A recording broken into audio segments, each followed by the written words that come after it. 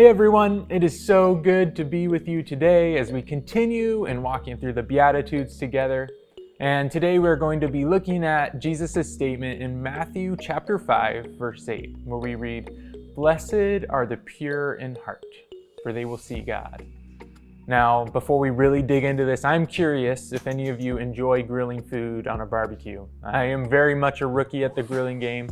But I tell you what, I love to throw things on the grill. I will grill just about any food with no shame if there is any potential that it may turn out delicious.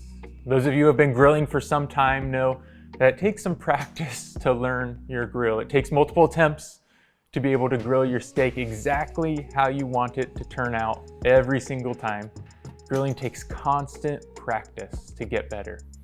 But in the end, a delicious reward is there. And if you mess up, chances are it's still edible and there is always tomorrow to try it again. Now, before you just assume that this is some type of weird Food Network talk, let's go back to that statement Jesus makes that we are focusing on. Blessed are the pure in heart, for they will see God.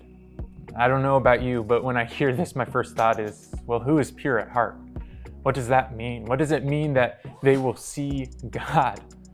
Now, the pure at heart would be those who seek forgiveness, those who recognize their brokenness and continually confess of their need of God's love to flow through them. Being pure in heart is a process. Similar to becoming a better grill master, it's a practice.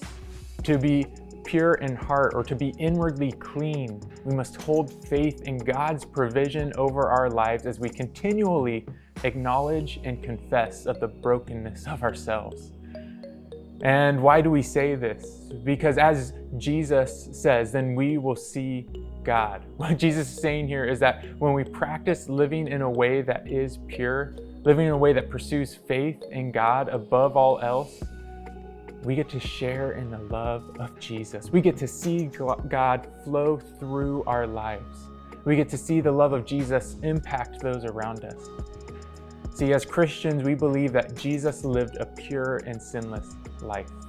And so when we are diligent to pursue purity through the acknowledgement of needing God's help as we walk through life, He is faithful to share His love with us in transformational ways. We get the opportunity to see God because the love of Jesus is presently engaging with us.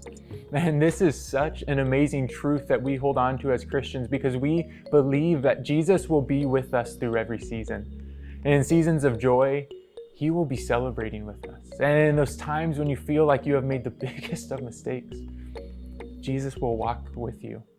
See, being pure in heart isn't always as easy as flipping a switch.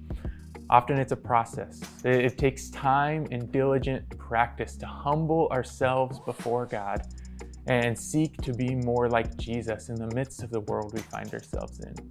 My prayer for you today is that you seek purity, that you practice confessing of your continual need for the love of God to flow through you. And in so doing, you may experience seeing God by sharing in the love of Jesus presently here on earth.